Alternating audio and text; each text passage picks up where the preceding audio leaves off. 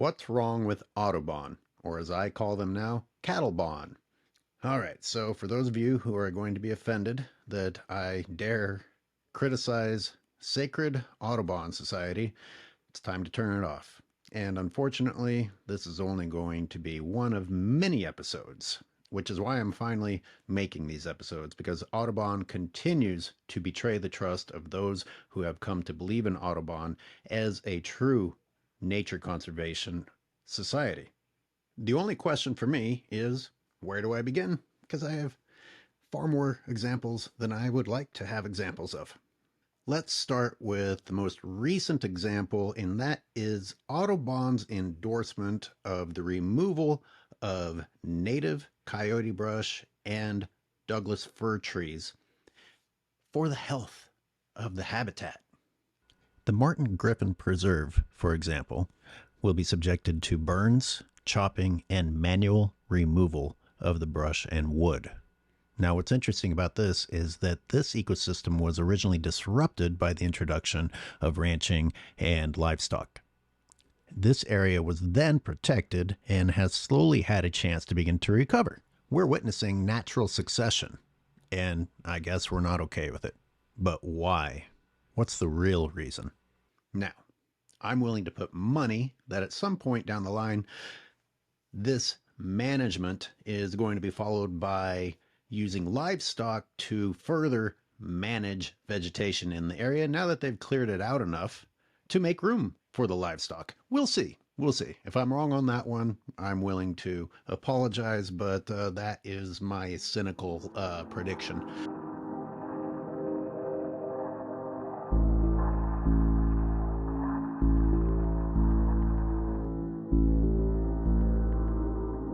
Let's start with the most basic issue, and that is referring to a native plant as invasive.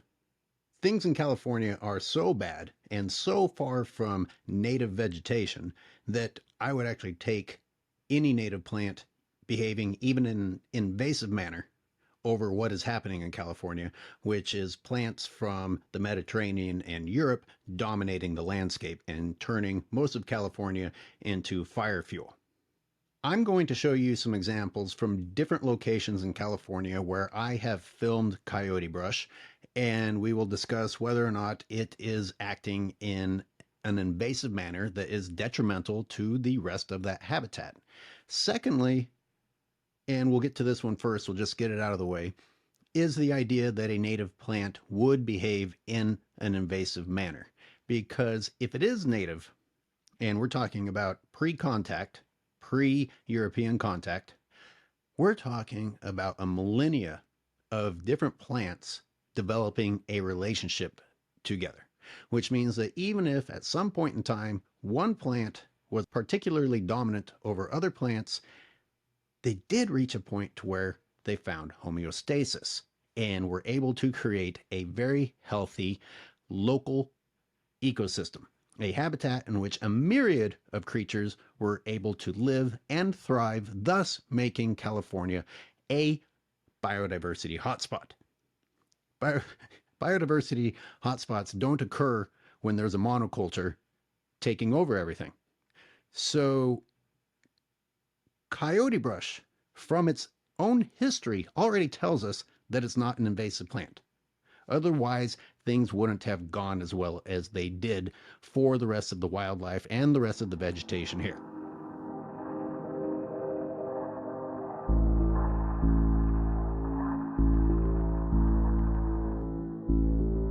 On that same note, the type of people who refer to coyote brush and other native brush as invasive are the people who actively replace native plants with non-native plants for industrial reasons, for their own businesses, for their commodities. That is completely out of touch with nature and a healthy ecosystem. So if those people are your advocates, that's not speaking well for you. So Audubon teaming up with ranchers and animal agriculture and being allies with the problem does not speak well for Audubon in itself. By the way, I went back and reread this and see that grazing is already mentioned. They are already planning to use grazing in the initial process. So they'll certainly continue to use it. I mean, is anyone wrapping their head around the fact that first livestock had to be removed to save it and now they're bringing it back? Oh my God, we can't have carbon sequestering coyote brush and Douglas fir trees providing habitat for animals. No, let's give that land to livestock. Let's incentivize livestock grazing. Let's not just reduce the costs of feeding livestock. Let's pay them to go and graze nature. Let's start with Point Reyes National Seashore. I have spent a lot of time hiking in Point Reyes National Seashore, and the density of coyote brush in the reserve where livestock grazing has been removed for several decades and has been basically unmanaged other than what nature has been able to do with it. The diversity of how much coyote brush is out there varies greatly depending on which hillside you're on, which ravine you're in, whether you're facing the coast, and it's never been terribly crazy. And there are some really thick parts, but if you look through there, you can tell that the elk, a much larger animal than I am, is able to find its way through. And in fact, that is probably a great example of the relationship I'm talking about between native animals and native plants. How they do it? Do we need a full study and things put on a graph in order for it to be true? No, it just is. They worked it out. I want to take a moment and show you this section. This is one of those thick parts that I was talking about, deep in the elk reserve. And we've got coyote brush, we've got sticky monkey flower, and we have Pacific poison oak. And they are all living together. It may look thick to you and me, but I bet wildlife love the hell out of it. That's all yellow monkey flower in there with the coyote brush. The fact that elk can move through this without destroying it, but cattle can't, is alone an incredible testimony to the difference between wildlife and livestock. They are not the same, and livestock cannot replace native grazers, no matter what the livestock industry tells you. Now, sadly, if you look at quite a bit of even the reserve, you don't see much in terms of native plants. Right when you enter the reserve on Pierce Point Trail, take a look around. You see this thistle, you see radish, you see mustard, you see ripgut brome, you see annual European grasses. You see a lot of the plants from the silage fields being intentionally grown by the ranchers nearby. So this side of the elk reserve is actually worse than further away from the ranches. Although I'm focusing on the elk reserve in Point Reyes, you can see mustard and radish spreading across California, and adding insult to injury, you see native pollinators in desperate need of flowers pollinating with plants you don't want them pollinating with. If you face the ocean at the beginning, you got a couple of coyote brush out in the distance, and if it weren't for those coyote brush, you wouldn't be looking at any native vegetation at all. So to say that coyote brush are dangerous in terms of taking over, the evidence is not there. When coyote brush is sparse in some areas and thicker in other areas, we as humans need to step back and wonder if there isn't a purpose for that. Not immediately say, oh, well, that plant is a problem. Because if we're going to approach vegetation with that mentality, then first and foremost, get rid of all of the non-native vegetation introduced from Europe and the Mediterranean and North Africa that is dominating the landscape. Before you start talking about the problems of invasive brush or invasive vegetation of any type being too dominant, get rid of the dominant ones that aren't even supposed to be on this continent. Then we can start talking about whether or not the native plants are being too aggressive.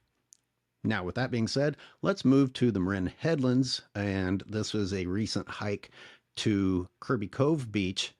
Most of that hillside is too steep for your average person. It doesn't look to me as though too many people go through there. It certainly isn't being grazed. It's not being managed, and I found an incredible variety of plants in there.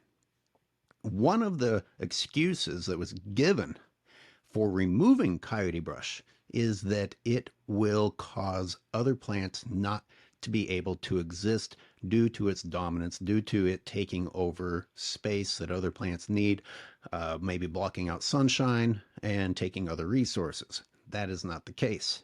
In fact, the variety was fantastic. Let's take a little tour through here and see what we see. We have a real world example proving that Audubon Society and the National Park Service and everyone else aligned with the cattle industry in Marin are full of crap when they call coyote brush invasive and problematic, and that it has to be cut back, otherwise it's going to cause other natives not to be able to do their thing. Well, as you can see on this hillside that has been left to its own devices for a very long time, the coyote brush is actually rather sparse. You got a little bit here and a little bit there. We've got some Pacific poison oak. We've got California sagebrush. We've got sticky monkey flower. And you got coyote brush here and there. I think I even see some coffeeberry back there. All kinds of natives are living harmoniously, as historically has been the case. They developed a relationship together. You can't call a native species that's been here as long as coyote brush has invasive. It's doing exactly what it's supposed to do. Until you insert the cattle industry, who doesn't want it. So then we label it as a problem and ignore the ecological relationship that it has. I can't believe that we have fallen so far that even the Park Service is repeating this bullshit, and Audubon Society is repeating this bullshit. Look at this. We even have wavy leaf soap plant and some other ones down here. Oh my God, there's that coyote brush. It's invading. Oh boy, I think everything here is doomed. Except that the coyote brush has had decades to do its damage in its invasive, terrible manner. Stop listening to the Marin Mafia and all those aligned with them. You're just being lied to.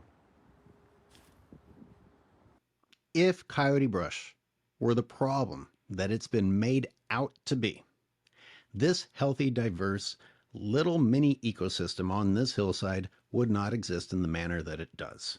It's had plenty of time to take over. Now let's move away from the coast and go inland a bit, and the Pinole Valley Hills is an area that I have been documenting closely due to the incredible destruction being caused by a shockingly mismanaged goat grazing program there. And if it weren't for the native trees and a handful of coyote brush that is managing to just barely hang on, you would have no native plants left there. Everything else is an ocean of non-native annual grasses, again, introduced to the United States thanks to European agriculture coming here and, in their wisdom, thinking, well, this is what we did back home, let's do it here. And California has never been the same. This is an area that, if coyote brush were truly as dominant as it's made out to be, could have taken over this entire hillside. Instead, much of it is wide open. Now, having said that, I've actually seen coyote brush destroyed by goats. So the goats that are supposed to be managing the invasive fire fuel actually cause more damage to natives than they do in terms of actually solving the problem that they were brought in there for. Now, is that to say that the coyote brush is held at bay thanks to the goats? No. They haven't been grazing it with the goats for long enough for that to be true. And the coyote brush does not bounce back. You know, coyote brush grows at a much slower rate than an annual invasive does. If anything, I've seen a decline in the coyote brush there, which is pretty sad when you spend time looking at native plants and the importance of native plants and all the organisms that live inside of that native plant or feed upon that native plant. and the goats are destroying coyote brush far faster than coyote brush could be taking over, much less even keeping up with its previous population. I showed an example of native pollinators interacting with invasive plants in Point Reyes, and I'll show an example here too, except this one's even sadder. This bee has perhaps just given up, taking a rest on these slender oats, but I do find them, unfortunately, on the yellow star thistle, invasive, the milk thistle, the red star thistle, the bowl thistle, all non-native and invasive, and just dominating this landscape worse every year as, in my opinion, a result of livestock grazing. And here we have Audubon Society proposing the return of livestock grazing to an area that was actually starting to show signs of a natural succession. If you don't want to believe something, you will dismiss the most respected expert on the planet. But if you do want to believe something, then you will take the word of a paid actor. Use your eyes. Go observe. Go see if these claims are true for yourself. If you liked this episode, please like, please subscribe, please support. And you might want to check out the episode I did with author and ecologist Laura Cunningham as we walk through Point Reyes National Seashore, examining coyote brush and exactly how hard it is to get through it, and the difference between native plants and introduced plants.